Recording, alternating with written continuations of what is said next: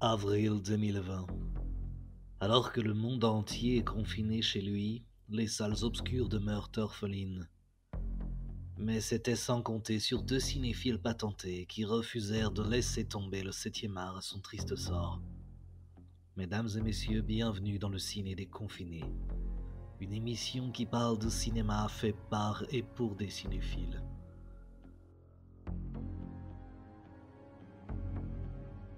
Mesdames et messieurs, bonsoir et bienvenue dans le premier épisode du Ciné des Confinés. Le Ciné des Confinés, qu'est-ce que c'est? C'est une émission de cinéma. Chaque semaine, on va se mater un film et on va en parler ensemble avec Arnaud. Salut Arnaud. Salut Alexandre. Cette semaine, j'ai choisi le film Abrelo Soros, version originale, titre français Ouvre les yeux, sorti en 98 en France, avec Penélope Cruz, Eduardo Noriega, Najwa Nimri, Chetelera et Fele Martinez, réalisé par Alejandro Amenabar, qui a également réalisé le film Les Autres avec Nicole Kidman en 2001. Du coup, ça va être compliqué de résumer ce film, mais Je te confirme. on on est sur 4 niveaux, en fait. On est sur 4 niveaux d'histoire. Alors pour résumer le film, on suit le personnage de César qui est un jeune homme de 25 ans, qui est plutôt aisé. On comprend qu'il a hérité d'une entreprise, familiale. Voilà, c'est un beau gosse, il traîne, il enchaîne les conquêtes, et cetera. Il a une relation, purement charnelle avec Nouria et un soir, le soir de son anniversaire, son meilleur ami Pelayo, ramène une, jeune fille, qui s'appelle Sofia, interprétée par Penélope Cruz, et il en tombe complètement amoureux. Malheureusement Malheureusement, Nouria a suivi, César jusqu'en bas de chez Sofia et elle arrive à l'attirer dans sa voiture, en lui proposant encore une fois, de passer une nuit d'amour, n'est-ce pas? Et elle décide de se suicider avec lui dans la voiture et à la suite de cet accident, il devient complètement défiguré et là, c'est un peu la descente aux enfers. Hem Je vais arrêter mon résumé là parce que on va dire, c'est le pitch de base, c'est le départ de l'histoire. Mais ce qu'il faut comprendre en fait, c'est qu'il y a, ouais, il y a 3-4 niveaux d'histoire. C'est-à-dire qu'on a cette histoire-là qui est en fait un flashback. En parallèle, on suit, César qui est, dans une prison et qui suit en fait une sorte de psychanalyse, avec un psychiatre, qui s'appelle Antonio et qui essaye de l'aider en fait et qui essaye de lui faire retrouver la mémoire car il aurait tué quelqu'un. Il aurait tué quelqu'un et lui, alors c'est pas clair au début, mais soit il nie les faits, soit il ne s'en souvient plus et du coup, on va suivre en fait le l'entretien de César et du psychiatre et en parallèle le flashback et il y a également une autre notion qui est celle du rêve, qui très régulièrement il y a, des séquences, qui pop au milieu de ces 2 comment dire, de ces 2 fils conducteurs, mais après qui sont comment dire? Qui sont, dits comme des rêves. C'est-à-dire que, au début, on voit la séquence arriver et tout de suite après, l'un des personnages va le dire, factuellement, genre: «Ah bah, c'était un rêve» ou «Ah mais oui, c'était le rêve se passe comme ça» ou «Ah mais je me rappelle dans mon rêve, ça s'est passé comme ça» et voilà, en tout cas, il y a ces 3 notions-là et il y a une sorte de quatrième partie, mais là, pour le coup, ça empiéterait un peu sur, le retournement de situation de l'histoire. Oui, puis je pense que ça, de toute façon, on va en parler dans l'analyse. Bah, je vais commencer par te demander ce que tu as pensé du film. Bah alors écoute, peut-être juste avant de revenir vraiment sur l'analyse du film, je vais peut-être revenir un peu sur la carrière du réalisateur Amenabar.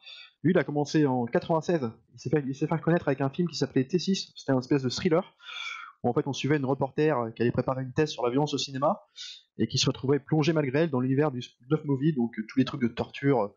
Et c'est un film qu'il a mis sur le devant de la scène parce qu'il a remporté quand même 5 Goya au Festival de Berlin, donc c'est pas rien. C'était un réalisateur qui avait, je crois, il avait à peine dans les 20 ans à l'époque, 20-25 ans. Donc là, le film qu'on parle, c'est le deuxième, donc qui est sorti 2 ans plus tard, comme tu as dit, en 98. Et ben moi, à la vision, je l'ai découvert. C'est toi qui m'as demandé de le regarder pour le podcast. Alors j'ai trouvé que c'était magnifique, quoi. J'ai pris une claque, mais alors j'ai vécu le film au sens viscéral du terme, à tel point qu'au début, j'étais plus dans l'analyse, quoi. J'ai vécu le truc comme vraiment une expérience, un truc sensoriel, quoi. Et tu vois, comme je disais tout à l'heure, il m'a fait le revoir ce matin, j'ai revu, pour m'en faire ma propre analyse de mise en scène, et comprendre qu'en fait, tous les ressentiments que j'ai eu sur le film, ça venait de la façon de filmer du réalisateur. Et c'est ça que je trouve ça très fort. Donc moi j'ai trouvé ça vraiment passionnant. En plus, je trouve qu'il y a un espèce de mélange des genres habile. On part sur une histoire d'amour, vraiment, en plus, assez pure, c'est-à-dire qu'on y croit vraiment, quoi. C'est une histoire. On suit donc le personnage de César, qui est un homme à femme, un tombeur, un peu, comment dire, décrit comme quelqu'un d'assez imbu de lui-même, hein, quand même, qui très arrogant, fils de bonne famille, puis qui est très narcissique, quoi. C'est-à-dire que tout ce qui intéresse, c'est séduire. Donc il a beaucoup de conquêtes, des relations d'une nuit, mais en fait, quand il va rencontrer le personnage de Sophia, où il va vraiment tomber amoureux, euh, mais c'est une autre facette de lui qu'on va découvrir, et je trouvais ça intéressant, c'est-à-dire qu'il va vraiment plonger dans un... Il va s'oublier lui-même, en fait, pour être presque obsédé par elle, tel point qu'il la voit comme dans un rêve. Et d'ailleurs, à la fin du film, elle nous fera comprendre pourquoi. Et je trouve que c'est vraiment... c'est une histoire d'amour, tu crois tout de suite à ce qui se passe entre eux, quoi. Et alors le personnage de Sophia, interprété par Penelope Cruz, qui est assez, enfin, qui joue très bien dans le film, mais en plus c'est un personnage qui est assez solaire. Enfin, je veux dire, tu la vois, tu peux que tomber amoureux de cette personne-là, quoi. Et du coup, tu crois vraiment, tu te sens tellement concerné avec le personnage principal que, en fait, les péripéties qu'il va avoir par derrière, c'est-à-dire tous les événements, est-ce qu'il est fou, est-ce qu'il est pas fou, est-ce qu'il fantasme sa vie, ou est-ce qu'il l'invente, ou est-ce que c'est la vérité, enfin, tu te perds avec lui, et du coup, tu as envie de comprendre. En fait, c'est un film du coup qui t'attache en tant que spectateur. Euh, et jusqu'au dénouement final, qui en plus n'est pas gratuit. Le dénouement final, pardon, qui n'est pas gratuit, parce qu'en plus, je trouve que le réalisateur installe des dominos scénaristiques dans le film, du début à la fin. Et ça, je l'ai compris à la revoyure, en fait, qui amorce cette fin qui va arriver, ce retournement de situation finale. Et en fait, tout est logique, cohérent dans la narration. Et ouais, c'est vraiment. On va détailler, hein, mais je trouve ça vraiment intéressant pour le coup. Alors moi, en fait, j'ai découvert ce film, alors pour commencer, si j'ai choisi ce film, pour remettre un peu dans le contexte, on a donc fait une, 1re version de cette émission qui, malheureusement n'a techniquement pas marché, où, c'était toi qui avais proposé, Le Crime Farpé par, Alex de la Iglesia, qui était donc un autre film espagnol. Et en fait, en voyant le film, je me suis rappelé du coup de Abre los ojos, que j'avais, découvert comme toi tu avais découvert Le Crime Farpé, c'est-à-dire, en cours d'espagnol, fin d'année, on se mate des films et du coup la prof choisit un film et donc elle nous avait mis ça. Et c'est vrai qu'à l'époque, c'est pareil, ça m'avait vraiment marqué. Alors, du coup, je devais être au lycée, ouais, bah, ça devait être courant entre 2000-2010 quoi. 2005, je pense à peu près. Et c'est vrai que j'ai pris une claque. Et du coup, je me suis dit que ça serait intéressant qu'on en parle tous les deux. Surtout qu'en plus, tu ne l'avais pas vu, donc c'était d'autant plus intéressant. Et du coup, j'étais confronté exactement au même problème que toi, c'est-à-dire que je me dis, bon, en plus, je l'ai déjà vu, donc je vais pouvoir sortir un peu du film et me mettre dans l'analyse. Et non, en fait. C'est-à-dire que dès que le film commence, au début, bon, tu arrives à analyser quelques trucs, des plans, etc. Et en fait, ouais, t'es tout de suite attaché par les personnages, comme tu dis, le personnage de Sophia, Penelope Cruz, ouais, elle est solaire en fait, elle est magnifique. C'est vrai que c'est c'est con, hein, mais dans ce vraiment hyper belle quoi. Non, mais je veux dire, tu regardes ce film, t'es amoureux de Penelope Cruz, c'est obligatoire. Non, mais c'est vrai, hein, c'est la vérité. Moi, franchement, moi, j'ai vu le film, j'étais, mais. Toi, j'y pensais encore 2-3 jours après cette fille-là. Je me suis dit, putain. Enfin, en fait, c'est rare que je regarde des films et que enfin, je vois des actrices en me disant genre, ouah, elle est magnifique et tout. Mais c'est vrai que là, dans ce film, euh, elle est vraiment belle. Je saurais pas dire de quoi ça vient. Mais je pense que ça vient déjà de l'écriture des personnages, des dialogues surtout. Je pense que l'histoire d'amour, comme elle a été écrite au début, leur rencontre, leur jeu de séduction commun, parce que lui qui est très séducteur, bah, elle lui renvoie la barre aussi. C'est-à-dire qu'elle est pas le tailler, tu vois, il y a ce côté très naturel, vraiment l'attraction qui se crée, et en fait qui se crée à l'écran, et que tu ressens en tant que spectateur complètement, quoi.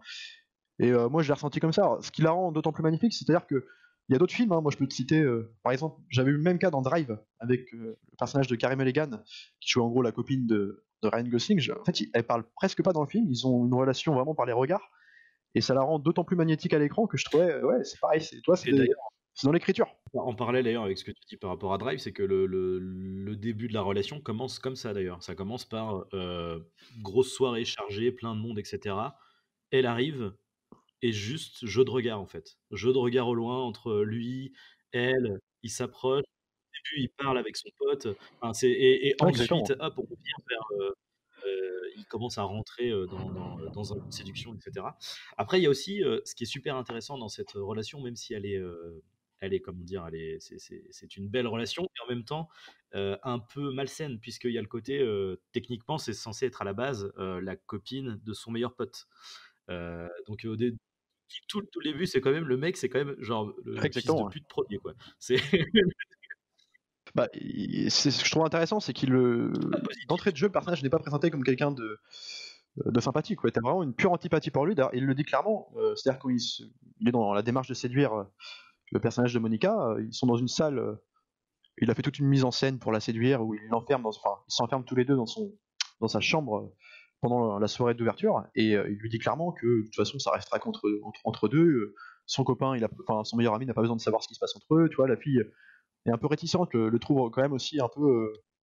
Enfin, elle lui dit d'ailleurs, elle lui dit t'as un sens de l'amitié qui prête à défaut, quoi. Et c'est intéressant parce que tout de suite, t'es pas dans un truc Ouais. manichéen, le personnage a ses failles aussi. Et il est tiraillé, et moi je trouve ça intéressant. Parce que du coup, tu as du mal à t'intéresser à lui au début, puis en fait, ce qui va lui son parcours, en parfaite cohérence du coup avec sa personnalité d'être quelqu'un d'assez arrogant, voilà, qui n'a aucun sens de l'amitié, qui ne pense qu'à lui. Mais en fait, tu vas quand même avoir de l'attachement pour ce qui va lui arriver dans la suite du film, et je trouve ça intéressant d'avoir fait ce basculement. Ouais, et en plus, il y a aussi le côté, la manière dont il traite les 2 personnages féminins du coup, donc Nouria et Sofia, qui sont toutes les 2 quasiment aux antipodes en fait. Nouria, c'est la femme fatale de film noir, elle est toujours avec une robe rouge, elle est toujours, à l'aguicher, et en même temps, lui, il profite d'elle, donc voilà, il couche avec Complètement. elle, il profite d'elle.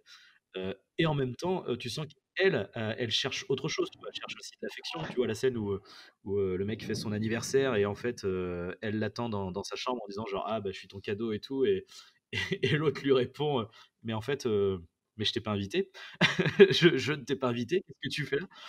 Mais en même temps, il est quand même attiré par elle, tu vois? Et d'ailleurs, Ouais, la séquence qui suit après avoir, quand Nouria, les a suivis chez Sofia et qu'elle top César, en bas pour le conduire en voiture en disant genre bon bah du coup t'as pas pu tirer ton coup avec elle mais bon tu peux venir avec moi quand même et au final le mec cède quand même. Il y a quand même une fascination de cette nana. Et c'est ce qui va d'ailleurs être un peu de l'intrigue dans la dernière partie. c'est vrai. Mais d'ailleurs, il y a même, je trouve, dans l'iconisation, hein, purement graphique, hein, du personnage de Nuria, je trouve que le fait, comme tu dis, qu'elle soit habillée en rouge, avec presque des maquillages, des traits grotesques, en fait, elle est vraiment maquillée dans l'excès de la vulgarité, quoi, habillée une petite robe rouge tout Oui, le long du film. Il y oui. a ce côté Je pense diablesse, en que fait, le vraiment, côté, la partie plus quand même ombre, tu film vois, le noir. Enfin, côté il y a le côté diable. aussi, tu sais, rouge à lèvres prononcé, tu sais, tout de suite le rouge, Ouais, ouais, bah, dans la vulgarité de son maquillage oui, aussi. Ah, moi, je l'ai vu comme le côté démon et Sophia le côté ange. C'est oui. vraiment l'histoire d'amour passionnelle et charnelle. En fait, le personnage de Nouria, pour moi, c'est une personne qui le rabaisse à sa condition de queutard en permanence. C'est-à-dire, c'est son côté qu'on n'aime pas chez lui. On n'a pas envie de voir ça, le côté mec comme à femme qui couche de droite à gauche. Et le fait qu'elle insiste comme ça, c'est une façon aussi pour moi, hein, je l'ai vu comme ça, mais de ne pas le laisser tomber dans une histoire d'amour, mais de le ramener à sa Ouais. condition, à ce qu'il est, ce qu'il pense être, c'est-à-dire le queutard. Bah, Toi, de le garder pour elle, quoi. Le côté, tu ne changeras pas, tu ne deviendras pas un homme bon, tu vas rester le queutard que tu es depuis toujours, quoi. c'est littéralement, c'est la tentation, quoi. Et quand l'accident arrive, c'est littéralement, il a cédé à la tentation et il en paye le prix.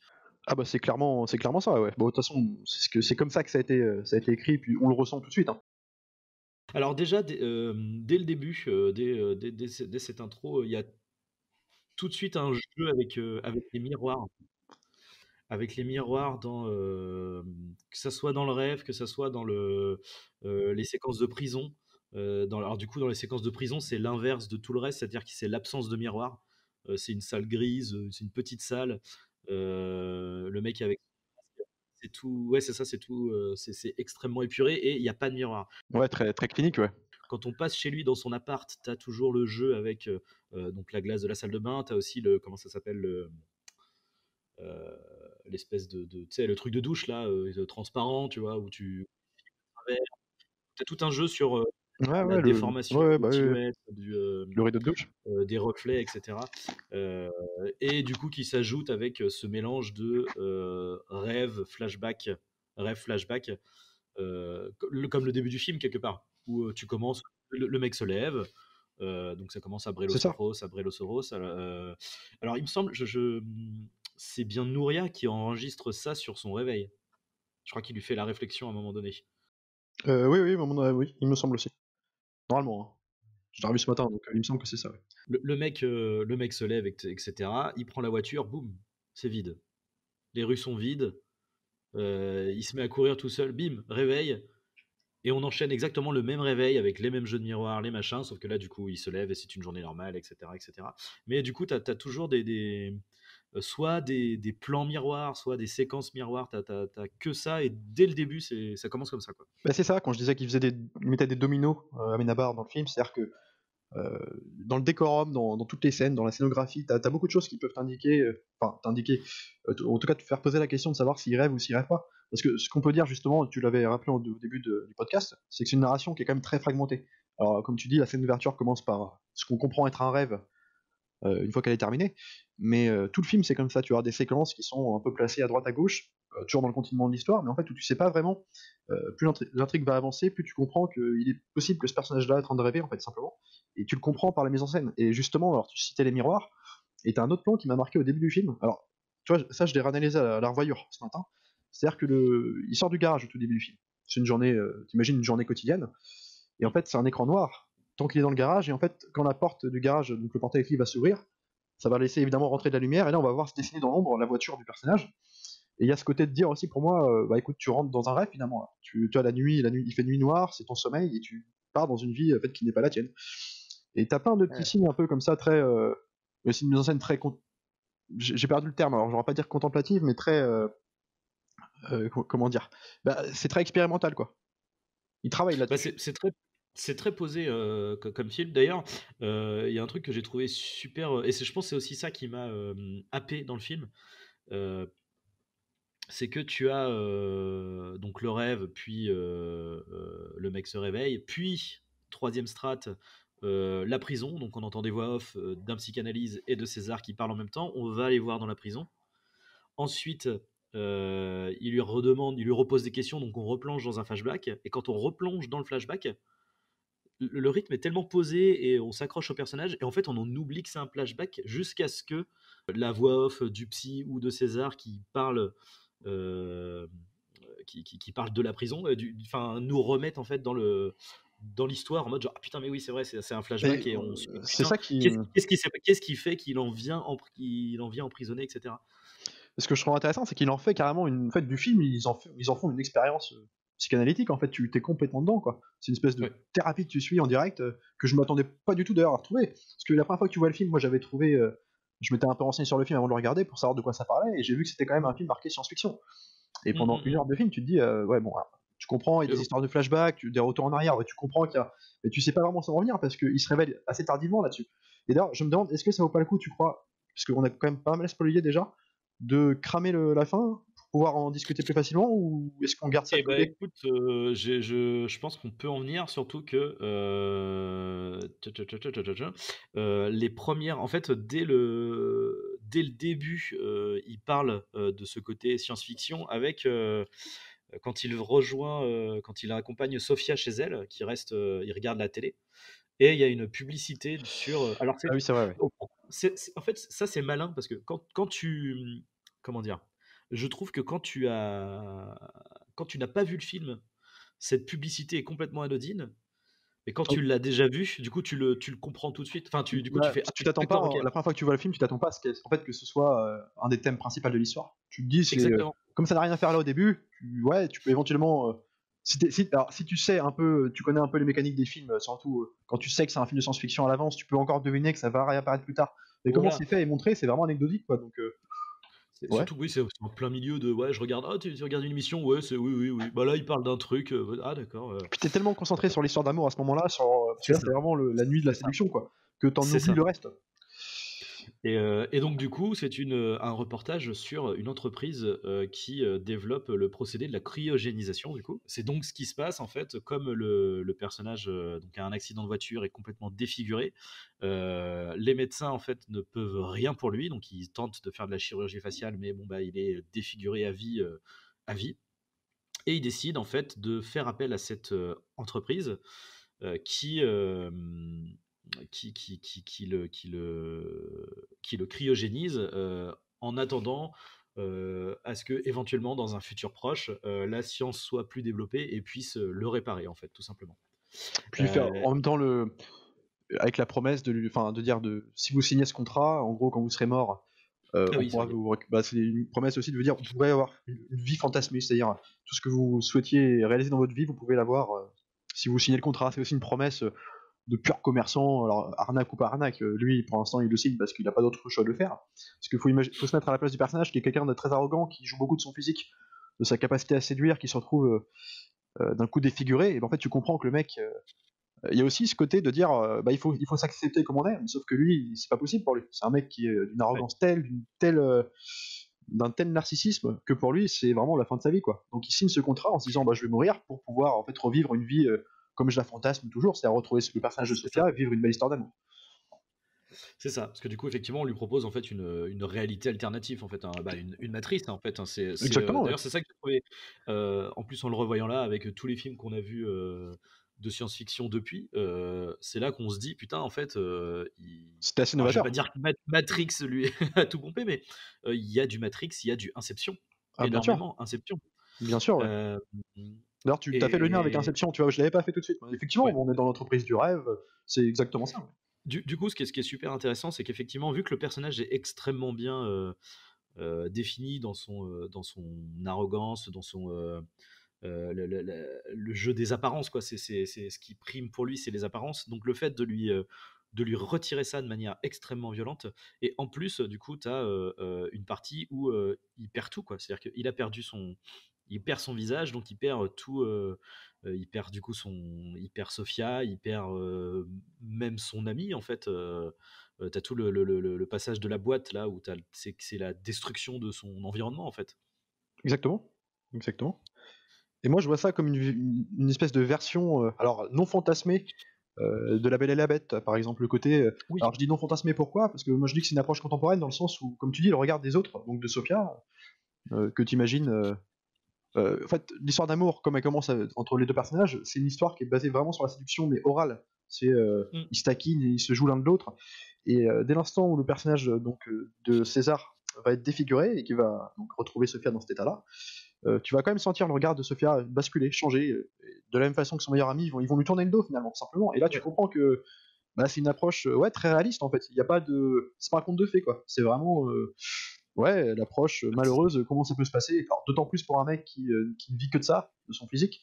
Tu sens toute la détresse du type quoi. Et toi, comme tu as commencé à suivre l'histoire d'amour entre les deux et que tu y crois vraiment parce elle était vraiment parfaitement nuancée et juste, tout simplement juste. En fait, du coup, t'es d'autant plus concerné en tant que spectateur. Et c'est ça que je trouvais ça vraiment prenant et en même temps hyper immersif. Quoi. Et puis ça fait d'autant plus mal que justement quelque part tu aimes le personnage de Sophia comme César, parce que tu la trouves belle, tu la trouves hyper euh, ouais, en fait c'est quand tu la vois c'est un ange quoi. Et du coup le fait qu'elle réagisse comme ça c'est tellement une désillusion en fait. C'est ça. Ça fait cette séquence fait vraiment extrêmement mal dans la boîte. Et ça Et puis participe lui à la descente du personnage. Quoi. c'est ça, et lui qui pète un câble avec enfin, moi, de toute façon, j'ai trouvé vraiment cette séquence magnifique avec du coup les lumières néons de la boîte bleue, ce mélange de lumière bleu, rouge, et puis lui qui pète un câble avec donc il est complètement bourré et il a un masque pour cacher en fait son visage et il se le met derrière lui, donc du coup ça lui fait deux visages dans le faisceau de lumière. Enfin, C'est les deux facettes d'une même pièce, c'est-à-dire t'as le masque qui symbolise la beauté, dans le sens où c'est un masque pour cacher ouais, les malformations de son visage, donc il le met derrière et en même temps t'as le masque devant, qui n'est pas un c'est masque mais ça, qui est juste son visage complètement amoché son en fait. visage. Et le mec se balade avec en gros ses deux traits de personnalité quoi. Et Ouais, et à il ce y a titre, aussi dis-moi. pardon. Pardon, ouais, Non, non, continue. je pensais qu'il y a aussi le côté. En fait, cette imagerie-là, c'est celle de. Alors, je ne veux pas dire de conneries, mais je crois que c'est un dieu grec, ou en tout cas, c'est une entité divine grecque, c'est Janus, qui est, il me semble, le dieu des portes ou un truc comme ça. Et en fait, c'est après cette séquence-là qu'on va basculer dans le rêve artificiel, en fait. C'est vrai, ouais, ce que tu dis, ouais, tu vois, moi, je connaissais pas ça, cette histoire-là. Mais moi, t'as une scène, alors une scène, je pense que c'est la scène que je préfère dans le film, je la trouve magnifique cette scène-là. C'est une scène où justement, il vient d'avoir son accident, il a retrouvé Sophia, mais alors déjà, Sophia lui tourne le dos un petit peu, enfin en tout cas, a peur de lui, le repousse, au moins malgré elle, quoi. Et en fait, ce personnage de Sophia, c'est une mime. Alors elle se produit dans la rue, hein, et en tant que mime, sur des bancs. Alors on retrouve une scène dans un parc, où tu vois le personnage de Sophia, donc en train de faire son mime sur un banc, et le regard penché vers le bas. Et le personnage de César, donc déjà défiguré, va la retrouver, se place devant elle, et puis ça dure. Alors la scène est coupée, mais tu imagines que ça dure très longtemps.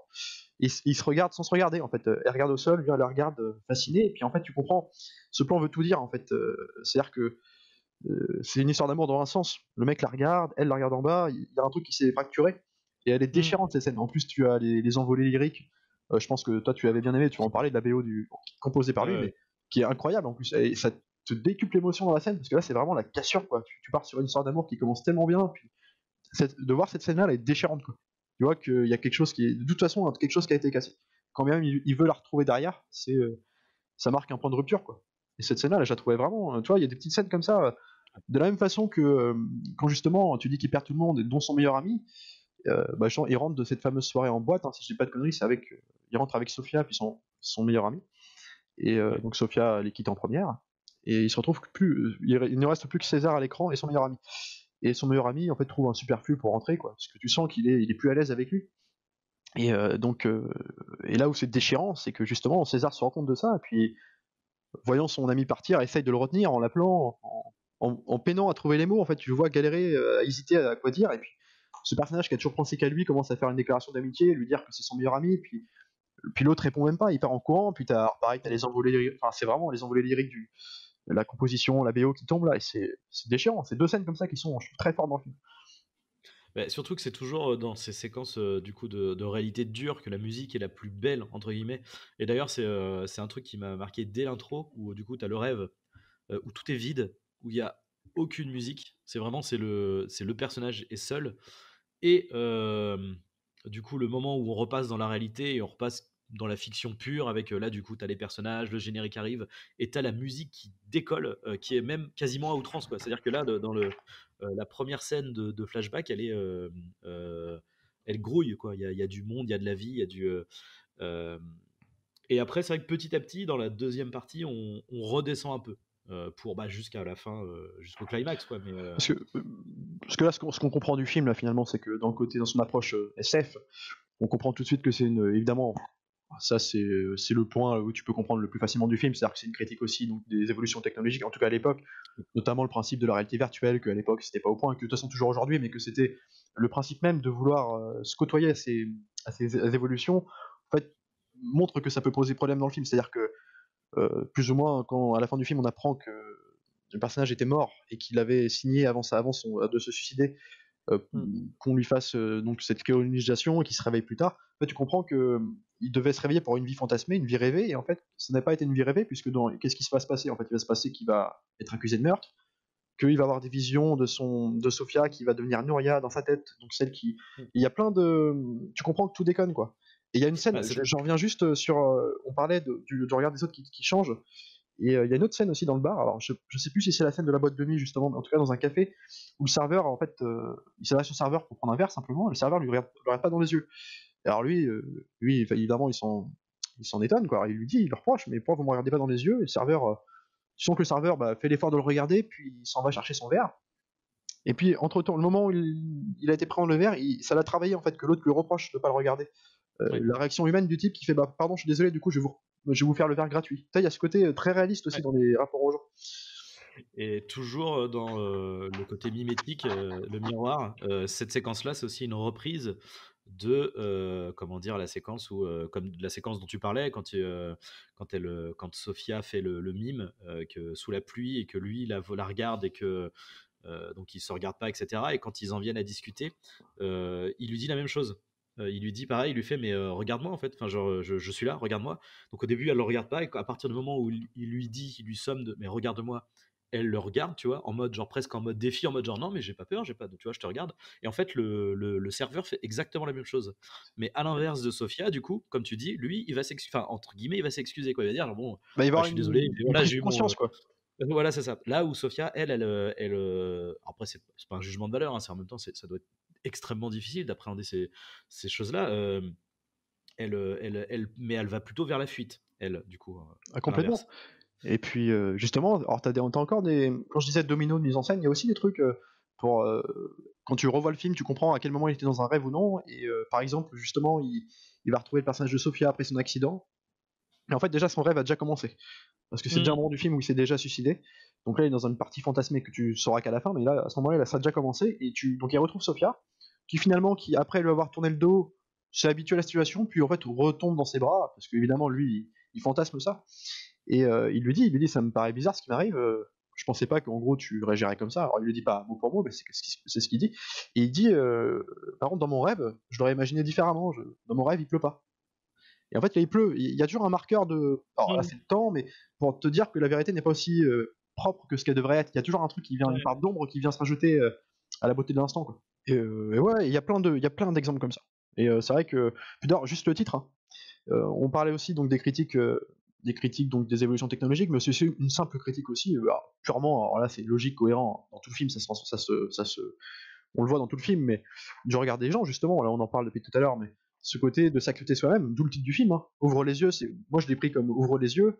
D'ailleurs, il le répète à plusieurs moments dans le film. Le côté accepte-toi comme tu es, quoi. Ouvre les yeux, tant pis, t'es comme ça, quoi. À l'image du discours que lui tient son psychiatre, alors fictif du coup, mais c'est quand même le discours qui lui tient tout le film. Et c'est quand même Mais il le fait pas avec des gros sabots, il n'y a pas de morale, c'est pas moralisateur sur la fin, parce que comme on l'a décrit, tous les personnages sont quand même. Il n'y a aucun manichéisme, ils ont tous une part d'ombre, ils sont tous tiraillés entre différents points de vue. Même si on a la partie où, entre guillemets, Sophia, son comportement, entre guillemets, est dévalorisé parce qu'elle elle fuit et elle fait vraiment énormément de mal à César. Et en plus, pour des raisons, comment dire, superficielles, en fait, tu vois. C'est-à-dire que souvent, comme tu disais, c'est la Belle et la Bête inversée, tu vois. Dans la Belle et la Belle voit au-delà de la monstruosité de la Bête. Et du coup l'aime malgré ça. Là on est complètement dans l'inverse en fait. Elle finalement elle se rend compte que bah non, le physique a une importance en fait. Complètement. Et du coup on a cette dévalorisation et en même temps César dans le fond ne lui en veut pas puisque il la fantasme quand même. Enfin je veux dire, Bah, il s'en veut à lui-même. il l'aime malgré ça en fait, c'est ça. Et du coup c'est toujours comme ça effectivement. Il n'y a pas de personnage comment dire, voilà, comme tu disais, il y a leur part, tout le monde a leur part d'ombre et leur part de lumière. Bah, c'est-à-dire, on peut mettre à l'écart, effectivement, à part peut-être le personnage du psychiatre, mais comme le personnage du psychiatre, en fait, c'est le seul qui est plus ou moins propre sur lui, qui est cohérent, qui donne des discours qui sont quand même plutôt bons, mais comme tu découvres sur la fin qu'il est fictif, en fait, c'était juste une part, on va dire alors, la bonne part du personnage de César, en fait, c'est son côté, ouais, l'ange conseiller, le mec qui va lui donner les bons conseils pour survivre à son accident. Mais il est fantasmé, Mm. ce personnage n'existe pas non plus. Et d'ailleurs, ce que je trouvais très fort, c'est de le voir réagir à la fin sur quand on apprend tout ça, et le psychiatre l'apprend lui-même aussi. Son personnage qui n'existe pas apprend qu'il a été inventé dans l'esprit de César, et tu vois sa réaction, et tu le vois le mec tomber des nues. Il y a vraiment un côté, ouais, on te fout une dose de réalisme dans un truc complètement superficiel, Mm. et ouais, c'est vachement intéressant, quoi. Et alors, justement, on parlait de La Belle et la Bête, il y a un film pour moi qui ressemble le plus, mais vraiment en antithèse totale en termes de fabrication et d'approche, c'est un film de science-fiction, mais lui aussi, mais alors c'est vraiment La Mouche. La Mouche, c'est Oui, exactement ça, quoi. oui. C'est-à-dire une histoire d'amour entre un savant et une jeune reporter. L'accident du film, voilà, le mec va se transformer en mouche pour des raisons voilà, propres au film, ce qui est déjà assez incroyable, mais la fille va devoir le voir en fait se dégrader physiquement, et alors on va prendre du recul au début, et puis voilà, elle va quand même avoir le lien, c'est vraiment une histoire d'amour qui s'est créée, donc le lien avec lui, de quand même vouloir l'aider, de revenir plusieurs fois le voir, et il y a ce côté, on retrouve cette approche dans le film, qui n'est qui n'est pas manichéenne non plus, parce que je trouve que le rapport de mise à distance au début est bien, est là aussi respecté, et en plus tu sens que quand bien même elle veut revenir vers lui, il y a ce côté, je reviens vers toi, mais ce sera pas comme avant. Il y a toujours un truc qui est cassé. T'es plus le mec que j'ai aimé au début. Et ça, Mmh. c'est ce qu'il y a de plus déchirant dans une histoire d'amour. Tout le film, c'est ça, et Mmh. c'est vraiment intéressant là-dessus. Sur la fin, moi j'y ai vu aussi peut-être un autre message ou une autre métaphore qui, en fait, est celle du cinéma, en fait, en général. C'est-à-dire que, tu sais, vu que tu as tout le truc de la comment dire? De la réalité, Virtuel. artificielle, en fait. Ouais. En gros, le dilemme de la fin, c'est soit on se plonge dans la fiction, on continue dans la fiction, ou on retourne dans la réalité, en fait. C'est ça le dilemme final.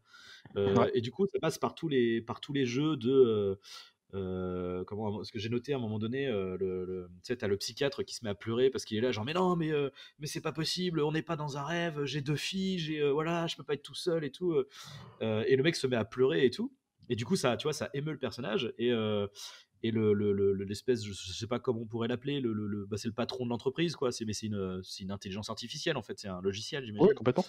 qui lui dit, ah non, non, mais vous en faites pas, hein, c'est juste qu'il pleure pas vraiment, en fait, hein, c'est juste qu'il a été programmé comme ça. Mais donc vous en faites pas, vous n'êtes pas obligé de, enfin, ne vous attachez pas à ce mec-là, quoi. C'est vrai. Et du coup, bon, après, du coup, c'est une petite réflexion, je sais pas où ça mène exactement, mais je me suis dit qu'il y avait un parallèle peut-être avec le cinéma en général, en fait, avec et du coup, César est le metteur en scène, en fait, puisque c'est lui qui, tu sais, c'est ce qu'il lui dit dans le bar, il lui fait, mais en fait, c'est vous qui avez le contrôle. Bah, C'est vous qui décidez si les personnages vont vous faire du bien ou s'ils vont vous détruire. tu vois, je pense que C'est vous t'as. qui allez décider. Et c'est ce qui se passe dans le film, en fait, c'est que le mec, en fait, dans sa propre histoire qu'il a fantasmée, il se trouve dépassé entre ses pulsions, du coup liées à ses pulsions liées à Nouria, et son amour par rapport à Sophia. Euh, Bah, en plus, ouais. Ouais, non, mais en plus, comme tu dis, le rapport au cinéma, moi je pense il est évident. Alors, toi, je dis évident. J'y ai pas pensé, moi. Là, tu m'y fais penser maintenant, mais il y a beaucoup de choses. Comme tu dis, le mec narre sa propre histoire, en fait. Donc, il y a un début, une fin. Et d'ailleurs, il y a un début dans le sens où, justement, à tous les personnages du film qu'on qu'on accuse de rêver leur vie, pour leur prouver, on leur demande de réfléchir qu'est-ce qu'ils ont fait avant que l'événement en question ait commencé. Et en fait, ils se rappellent plus parce que ça n'a jamais existé en fait. Ils ouais, fantasment leur vie à partir d'un point A jusqu'à un point B. En fait, il y a un début, une ouais, fin. Donc c'est une histoire racontée comme au même titre qu'un film ou un bouquin. ouais, Donc c'est c'est vrai que ça, le ouais. Pour parallèle, ça. il est assez évident finalement. Ouais, t'as raison. Et enfin voilà, du coup, ça m'avait un peu sauté aux yeux. Puis après, il y a plein d'autres trucs dans le film que j'ai adoré. Moi, il y a un truc que j'aime beaucoup, c'est les transitions. J'aime beaucoup les transitions qui sont faites, comment dire, j'allais dire virtuoses. Et là, je trouve que le gimmick de ce film-là, c'est des transitions thématiques, mais dans le dialogue. C'est-à-dire que, par exemple, les mecs parlent dans la prison, et du coup, le mec raconte, il parle de ses souvenirs, tu sais, en mode genre: «Ah bah, c'est vrai que les souvenirs, c'est comme ça, des fois on a l'impression qu'ils sont comme ceci, comme cela. Je sais pas si c'est bien, si c'est pas bien», et le psychiatre lui dit: «Non, mais déjà tu te souviens, c'est bien que tu te souviennes», et sur cette phrase-là, tu as un fondu et tu passes au Ouais, flashback. au Enfin, tu flashback vois, tu en as que question. des trucs comme ça, et voilà, et il y a, une qui est vraiment, je l'ai trouvée ouf, celle-ci. C'est, attends, c'est quoi déjà? Je crois que la phrase, c'est: «Le principe des bons moments, c'est que tu les apprécies pas sur le moment», et là, la transition, c'est, tu vois à travers l'œilleton d'une caméra et d'une photo, en fait. Soit le truc le plus, instantané, d'un moment et d'un souvenir, tu vois? Ouais, Enfin, c'est quelque chose j'ai qui te fige j'ai d'instant. trou ouais, c'est ça, et du coup, enfin, il y a des transitions comme ça, j'étais là, je fais: «Mais Bah putain, c'est ouais, non, trop mais bien». c'est ça, c'est ce qu'on disait, moi je pense, dans la narration très fragmentée du film, c'est que dans les points de transition complètement, dans les points de montage. Et d'autant plus que. Puis il y a plein de. En plus, il va varier sa mise en scène. Moi je me rappelle le tout début du film, par exemple. Alors, qui est une partie par exemple rêvée, il va se réveiller, t'as un plan. J'allais dire un plan à la première personne où tu le vois se réveiller, en fait, t'es le personnage. T'es dans le rêve du personnage. Et en fait, quand ça va couper, t'as un espèce de fondu en noir et qui te ramène. Là, la caméra va prendre de la distance dans une salle en plan large. Tu vois le psychiatre qui discute avec le personnage de César en gros plan, quoi. Mais t'es déjà extérieur à ça. Donc en fait, t'es dedans, t'es dehors, c'est une espèce de transition, et ce qui participe à l'idée de comment dirais-je, d'espèce de thérapie de psychanalytique, quoi. Enfin, tu suis, Mmh. t'es avec lui, tu subis ce que en gros le psychiatre de coup fictif, mais le psychiatre te, te fait une leçon de thérapie en fait. Et t'es avec lui c'est un truc qui est assez immersif pour ça. Et comme t'as raison, dans les points de transition de montage, c'est vraiment axé là-dessus quoi. Et d'ailleurs, si je peux me permettre, je voudrais m'écarter un peu du film, juste pour moi j'ai vu qu'un autre film de lui. Alors on nous a tous conseillé, hein. Visiblement apparemment c'est un mec qui a fait quand même pas mal de bons trucs, et assez jeune, hein, parce que là on parle d'un film, il devait avoir 28 ans là, quand il a fait le film, il me semble. Et les autres, moi je fais le parallèle avec les autres, alors le film d'après, qui est sorti en 2001 avec Nicole Kidman, mais qui était déjà un film, alors c'était américain, ça avait été racheté, c'était un film de commande et que lui avait retravaillé derrière, mais il avait gardé quand même sa thématique, et justement, t'as la thématique de, alors c'est pareil, ce serait vous spoiler le film des autres, mais je pense que tout le monde l'a vu. Il y a ce côté de dire est-ce que ce qu'on vit est réel ou pas. Tout le film, le personnage de Nicole Kidman se pose la question de savoir est-ce qu'il y a vraiment des morts dans la maison, ou en tout cas des fantômes. Est-ce que je deviens pas folle? Est-ce que le fait d'être confiné dans une maison avec des enfants qui souffrent de photolumière, qui sont dans le noir en permanence, est-ce que je deviens pas folle? Et en fait, tu poses la question avec elle tout le film, et puis à la fin, elle a des révélations qui te dit que finalement, alors je spoil, hein, je préviens les gens qui écoutent, mais voilà, que finalement ils sont morts. Ils sont morts depuis le début, et que ceux qui pensaient être les fantômes qui les embêtaient tout le temps dans la maison, en fait, étaient les vivants qui cherchaient à venir s'installer dans la maison. Mais en fait, il y a une espèce de twist comme ça qui se passe, et en fait, tu remets tout le film en question. Et il y a ce côté de savoir de la thématique la thématique qui veut être la même, en fait, qui se veut. Est-ce que tu vis est-ce que tu vis la vie que voilà, je me perds un peu dans ce que je dis, mais est-ce que tu vis vraiment la vraie vie, ou est-ce que c'est une connerie? Est-ce que tu fantasmes tout ça? Et ça, c'est vrai que c'est une thématique qui lui revient souvent. Donc, est-ce que dans ces autres films, il en parle? Je suis sûr que dans T6, moi je l'ai pas vu, et vraiment ça me donne envie de le voir. Le premier film où je parlais tout à l'heure, où c'était la reporter qui s'intéressait aux violences au cinéma, et qui allait terminer dans un monde de stuff movie, donc des films de torture, un peu torture porn, hein, si on peut l'appeler comme ça. Mais je suis sûr qu'il a dû faire un parallèle par rapport à ça. C'est des thèmes qui reviennent souvent, donc ce serait intéressant de voir ça aussi, quoi. Donc je compte bien me faire sa filmo. Je sais qu'il a fait Agora derrière, alors une espèce de fresque historique qui se passe en Égypte. Alors c'est sorti en 2009, je crois, mais qui a un truc vraiment, une fresque, un péplum. Alors ça, je sais pas du tout ce qu'il en a fait. Et il me semble qu'il a fait Régression aussi, ou Répression, alors je sais plus ce que c'est. Ouais, c'est ça, Régression avec Ethan Hawke et Emma Watson. Ouais, C'était en 2015. Et il a fait aussi avant, en 2004, Mare Adentro, ouais, ouais, bah avec. ça avec Javier Bardem. Ouais, exactement, voilà, Javier Bardem. Et qui parlait, bah tiens, justement, qui parlait de l'euthanasie, justement. Un mec qui se bat pendant 20 ans pour se euthanasier. Et bah tu vois, c'est pareil, il y a ce rapport avec la mort qui est toujours omniprésent, quoi. Et ça, c'est vrai que c'est intéressant. Ouais. Bon, d'ailleurs, Javier Bardem, hein, le mari de Penelope Cruz. Ce petit bâtard. Tout est lié, tout est lié. Voilà, bien sûr. Mais ceci dit, d'ailleurs, j'ai revu des interviews de Penelope Cruz aujourd'hui, 23 ans plus tard, quand même. Hein. Ouais. Elle a pas trop changé, hein, finalement. Elle est pas mal. Hein. Non, je peux te dire. Ça fait partie de ces actrices qui ont très bien. Après, tu me diras, elle est pas vieille, hein, donc très bien vieillie. Elle a en même temps, 45 ans. ça va, quoi. Mais elle est très très jolie. Mais d'ailleurs, j'allais dire Agora, du coup, avec Rachel Weisz, qui est pour moi une deuxième. C'est ma chouchou. Voilà, Ouais, Weisz, et ben je sais que franchement, Penelope Cruz m'a marqué dans le film. Elle est vraiment, je sais pas, mais ça m'a fait. J'ai eu quelques fois ce truc-là. Je l'ai eu avec Carey Mulligan dans Drive. J'ai plus d'exemples en tête, mais ça m'est arrivé quelques fois. Mais là, vraiment, dans ce film-là, je la trouve. Puis en plus de ça, ça m'est arrivé si. Alors, dernièrement, pas dernièrement, ça fait quelques années déjà, mais dans le film Tu ne tueras point. L'histoire d'amour qui est très classique, hein, somme toute pour le coup, qui est vraiment plus classique que dans ce film-là. Mais l'écriture du personnage de sa copine à Andrew Garfield dans le film Tu ne tueras point de Mel Gibson, leur relation d'amour au début, elle marche du feu de Dieu, quoi. Et moi, ça m'avait fait ce coup-là avec cette actrice-là aussi. Alors j'ai perdu son nom, elle doit pas être très connue. Mais quand même, quand c'est bien fait, tu vois, quand c'est bien écrit, bah tu vois, ça marche, quoi. Effectivement. Et je pense aussi, je vais prendre le parallèle avec le remake du coup américain de Abrel Soros, qui est donc Vanilla Sky, que j'ai pas vu du coup.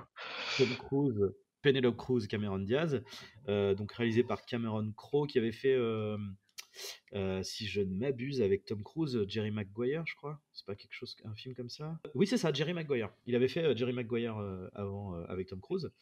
Bref, et en fait, alors je me suis pas, je l'avais déjà vu Vanilla Sky après Abrel Soros d'ailleurs. Et je me suis refait là le début en me disant genre tiens je vais essayer de comparer tout, et honnêtement bon j'ai regardé que les 20 premières minutes parce que c'était pas possible quoi. C'est qu'en fait Vanilla Sky, le début c'est présenté, la forme c'est une comédie romantique américaine en fait. Donc ça veut dire que tout est toujours constamment surexposé, tout est en plan large, les personnages sont tu vois, et Penelope Cruz du coup la première fois que tu la vois, là où dans Abrel Soros, dès que tu la vois, mais vraiment, je crois que le premier plan où tu la vois, tu te dis bah, comme le personnage principal, tu fais waouh. Enfin, c'est juste ok, d'accord. Là, Plutôt, ouais. c'est juste, on joue sur le quiproquo de Tom Cruise est un riche magnat des médias, etc. Et Penelope Cruz, c'est la petite espagnole, tu vois, qui a une doudoune un peu moche, tu vois. C'est le décalage Ouais, ouais, des classes, tu vois. Et là, tu fais ouais. genre, bah, C'est la, c'est non, quoi. la, la Jack Dawson dans Titanic, quoi. Non, mais c'est ça, c'est ça. Et en plus, tu sais, avec le côté presque humour, tu vois, comédie romantique, tu vois, genre, Votre vide, quoi. elle est à moitié, elle est pas cruche, mais enfin, il y a un truc, tu vois, genre à un moment donné, t'as un truc où il y a une scène comme le mec est hyper riche et tout, il y a un côté technologie, machin, donc à un moment donné, il y a un hologramme, puis elle passe les mains devant en mode genre, ah, c'est rigolo, tu vois, enfin, non, c'est Ouais, pas possible, quoi. ouais. C'est Et caricatural, quoi. Tout est un peu repoussé. c'est ça. Et le gros problème, du coup, je trouve, de ce remake, après, bon, je l'ai pas revu, donc je pense, comme pour l'original, forcément, l'histoire, ça vire sur du thriller et on change le truc, mais euh, c'est le personnage, en fait, alors, du coup, elle s'appelle pas Nouria, mais l'équivalent de Nouria dans Vanilla Sky, est joué par Cameron Diaz. Et en fait, le problème fondamental, c'est que, alors certes, il y a le côté sexuel, etc., mais elle n'est pas iconisée en tant que représentation de la tentation, si tu veux. Ouais. C'est-à-dire que, je sais pas si tu vois physiquement Cameron Diaz, elle est mignonne, si tu veux, c'est une petite blonde. Là, c'est une personnage, c'est une actrice, une jeune actrice qui est littéralement amoureux, en fait. On te présente pas Mais est-ce que t'as pas le appétit côté. sexuel débordant, on présente juste l'amoureux et le mec qui est bon, oui, je suis bien avec elle, mais bon, voilà, de toute façon, dès que je trouverai mieux, et d'ailleurs, c'est ce qui se passe, il trouve mieux et il la jette, quoi. Mais est-ce qu'il n'y a pas C'est- le côté en plus de surcharger d'acteurs connus? Parce qu'à l'époque, Cameron Diaz, Oui. c'était quand même.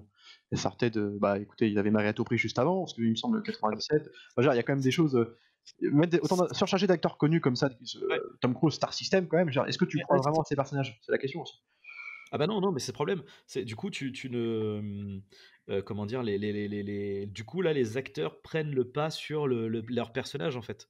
Ouais. Puis après, c'est aussi que c'est à l'américaine trop chargé, quoi. C'est-à-dire que je trouve que dans Abrelo Oros, il y a une certaine simplicité. C'est-à-dire que vu qu'il y a une surcharge, entre guillemets, d'interprétation, de mise en place de la narration avec les 4 strates différentes, dans chaque narration, dans chaque pan de l'histoire, c'est simple, si tu veux. Ouais, puis il y a un Là, minimalisme aussi, malgré toute la ouais, maestria du truc, un minimalisme dans la mise en c'est scène. ça, Il n'y a pas une c'est ça. surcharge d'effets, donc tout de suite, Non. tu crois au truc, quoi. Là, dès le début, tu as toute une histoire de ouais, alors du coup, il fait partie d'un conseil d'administration, il a récupéré l'entreprise, donc du coup, on te sous-entend un truc genre ah, peut-être qu'il va y avoir un complot vis-à-vis du. Tu sais, parce qu'à un moment donné, ils en parlent dans Abrelo Soros, mais c'est un argument qui est lancé comme ça, mais c'est plus une paranoïa du personnage qu'une réalité, tu vois, quand il dit genre ah, c'est le conseil d'administration, c'est eux c'est un coup monté, tu vois. Et là, tu Ouais. vois, dès le début, dès l'intro, on te pose ça là, tu sais, genre gros sabot, quoi. Il y a vraiment un manque de finesse, tu vois, dans le film, Parce que dès les 20 premières minutes. je sais 40, même quoi. plus d'ailleurs dans le film, qu'est-ce qu'il tient? Il hérite de son père qui tient une entreprise de garage? Non, j'ai une connerie. C'est une histoire comme ça, hein? Alors, je m'en rappelle plus Ouais, exactement, j'ai mais pas c'est vu le truc justement, aussi, mais c'est relativement survolé, en fait, dans Abrelo Soros. c'est C'est juste juste pour présenter le personnage, c'est pour te dire en gros qu'il a c'est de ça. l'argent. Voilà, mais Alors, il a de l'argent et le côté un peu solitaire quand même. ouais, bien sûr. Puis Mais attention, tout manichéen, tout égocentrique et narcissique qu'il peut être, c'est un mec très talentueux. On le voit dans sa. On imagine un oui, homme bah, quand même qui dessine raffiné à bien, côté de ses oui, défauts. c'est C'est vrai. un mec qui sait séduire, il a la tchatch, C'est vrai. sa façon de séduire Sonia. Il y a quelque chose de. Il y a un talent oral qui dégage. Tu sens un mec qui Oui, doit être. Qui a une fibre artistique chez lui, tu le vois dans sa oui, décoration oui, oui, d'appartement. Tu sens quand même c'est un mec qui a du talent. Un artiste, c'est comme tu dis, clair. solitaire. Oui, On ouais, a c'est vrai. compris. Voilà. Et enfin voilà, du coup, ouais, pour le petit parallèle, enfin, et tout ça pour dire qu'effectivement, il y a voilà, Penelope Cruz, en tout cas, dans ces deux versions, elle paraît beaucoup plus belle dans Abril Soros. Donc il y a clairement un talent pour la mettre en scène, pour la mettre en valeur, quoi. Bien sûr. Penelope Cruz, qui a Et fait Bandidas aussi, avec Salma Hayek. Et on euh, n'en parlera pas dans les Pir- podcasts. On n'en et, parlera pas. et, et Pirates des Caraïbes 4, n'est-ce pas? Oui, bien sûr. Oh bah attends, elle a pas fait. Ouais. Fanfan la Tulipe aussi. Je me demande si elle a pas joué dedans. Film français avec. Oui. Je dis pas de conneries, hein, Comment il il me semble. Hein. s'appelle? Mais oui, complètement. Attends, je vais retrouver J'avais vu ça une rapidement. interview d'elle où elle parlait Ah là là. français, parce que c'était une interview en français. Ah bah, Non, elle parle en anglais, pardon, et elle citait, alors elle parlait de la France à un moment, en anglais. Hein. Et alors je sais plus Ouais, où c'était, puis donc elle cite les films qu'elle a fait, donc les Ouvre les yeux, compagnie, donc quand même des belles ouais, références, et puis d'un coup, ouais. avec son accent donc mi-anglais, anglais, puis en plus et du coup espagnol, elle dit et fanfan la tulipe. Ouais. Ah oui, et là tu dis la France quoi. Mais bon, elle ajoute Avec dedans. Vincent Pérez, Vincent Didier Pérez, ouais, voilà. Bourdon et Michel Muller. Oh, ça va être un bon Heu 2003, ça, tous les coups, ça va être un bon. Mais je me rappelle très bien de ce film-là parce que En fait, c'est ah putain, mais c'est le réalisateur de Taxi. c'est Pires, Krozik. C'est Gérard non, ouais, Krozik, c'est Krozik, Ah Gérard là là, Krozik. voilà. Mais alors en fait, bon, du coup, on est en train de dériver déjà, mais Parce que c'était ce film, une production Besson, il me semble. C'est pour ça. ouais, c'est ça. Ouais. En fait, il y a j'ai de la sympathie pour ce film, mais non, le film est pas terrible, mais en fait, j'aime le côté, c'était l'époque où la France a essayé de faire des films d'aventure, en fait. Et Ouais. je Ils vais ont pas je toujours vais réussi, hein, vérifier. mais Non, mais je vais vérifier parce qu'il y a un c'était les film. années où t'avais Belphégor aussi, attention. Hein. Ouf, t'avais Oui, beaucoup de choses comme ça. Tu vois, c'était en 2003, Fanfan la Tulipe, et en 2000, avant, tu vois, il y a eu pour le coup un film que j'apprécie. Alors après, je l'ai pas revu depuis, donc je pourrais pas te dire. C'était Le Vidoc. Prince du Pacifique. Ah oui, Non, avec avec Thierry Lhermitte Tim et Seat. Tim Seat. Je l'ai revu, Ouais. alors je l'ai revu il y a 2 ans ou 1 an, il est repassé, je sais plus quoi, je suis tombé Ouais. dessus. Ouais, c'était oui, mais il y avait pas. Ça me faisait penser à. Je sais plus à quoi ça me faisait penser. Je me demande s'il y avait pas Miu Miu, non, dedans. Enfin, Qui non ça? pas que je confonds le film avec un Indien dans la ville, mais je me demande s'il y avait pas Miu Miu dedans. Enfin, peu importe. Je me rappelle très bien, ça se terminait sur une archipel. Et il devait y avoir Berléand en méchant dedans. C'est Marie qui est dedans. C'est qui, pardon? C'est Marie Trintignant qui joue dedans. Ah, c'est Trintignant, pardon. Et Berléand est dedans, Ouais, non? c'est Marie Trintignant. Et Berléand est dedans, ouais, il joue Ouais, le bah, il me méchant. semble. Hein. C'est ça, ouais. Ça se termine sur une plage. Alors, Ouais, mais c'était ouais. honnête. Alors, je t'avoue, je me rappelle plus. Ça se trouve, si je le reverrai, je te dirais que c'est une merde, mais en tout cas, de ce que je me rappelle, c'était sympathique. C'était honnête, puis il y avait l'ambition de tourner dans des trucs naturels. Il y a quand même des beaux décors. C'est ça. Bah, du coup, ça se passait vraiment là-bas. Et c'était souvent si c'était pas. C'était honnête. Et après, il fallait pas y chercher des espèces d'exos de mise en scène. Hein. Mais c'était quand même Non, bien non. moins que les montages épileptiques dégueulasses et beaufitudes là, de Taxi et compagnie. Là. Dans les mêmes années. Ah non, mais parce que là, c'est la honte quand même. Ou de Fanfan, du coup. Parce qu'on parle de French Touch du cinéma d'action. Putain, si les références sont les taxis, là, ça fait peur. Quoi. Mais tu me dis que tu vois, Penelope Cruz a quand même tourné pour Gérard Krozik. Quoi, donc c'est quand même. Ça, c'est bien à savoir. Tu vois, elle a fait Almodovar. Donc dans la suite logique, c'était de tourner avec Krozik, quoi. C'était sûr. Il fallait tourner avec Krozik. Elle a fait Woody Allen, puis elle a fait Krozik, quoi. C'est bien.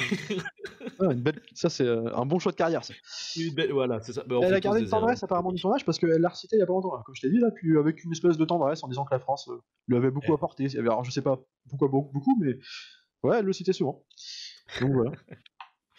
Bon, du coup, je pense qu'on a à peu près fait le tour de Abre los ojos, donc Ouvre les yeux. Je pense qu'on peut conseiller ce film à ceux qui nous écoutent. Vraiment excellent film.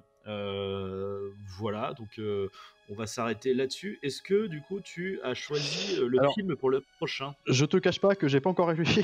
je me suis fait un peu de cours. J'ai beaucoup de choix en tête, mais est-ce qu'on va pas le faire en mode un peu surprise? Écoute, ça marche. À ce moment-là, on se découvre ça, on se découvrira ça ensemble la semaine prochaine. Mais j'ai quand même en vrai une espèce d'envie de passer sur un.